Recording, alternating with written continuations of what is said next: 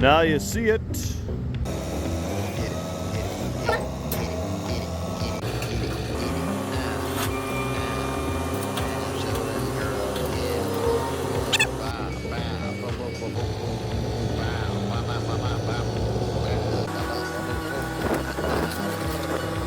When you're putting your shell kits on, guys, you don't ever want to tighten one side down completely.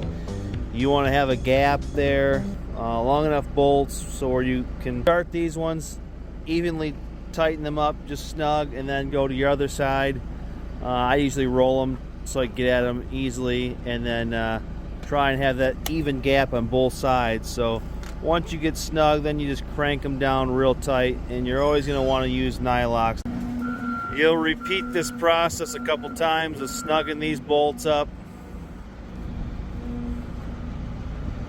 2 or 3 times. Run the vibratory, run it good and hard, hit those bolts again. There's going to be a gap on each side, but as long if there's no gap, then it's not cinching down on your drum. Then you got a problem.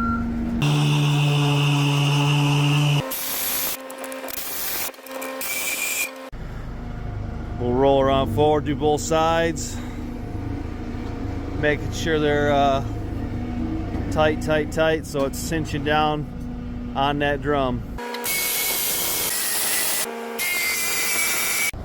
You do have to take into account, guys, this was a 2-piece kit, and it was not sprung, it hasn't been used, so it went together quite a bit easier than a 3-piece kit, or even a used kit. These things usually are a bear to put together.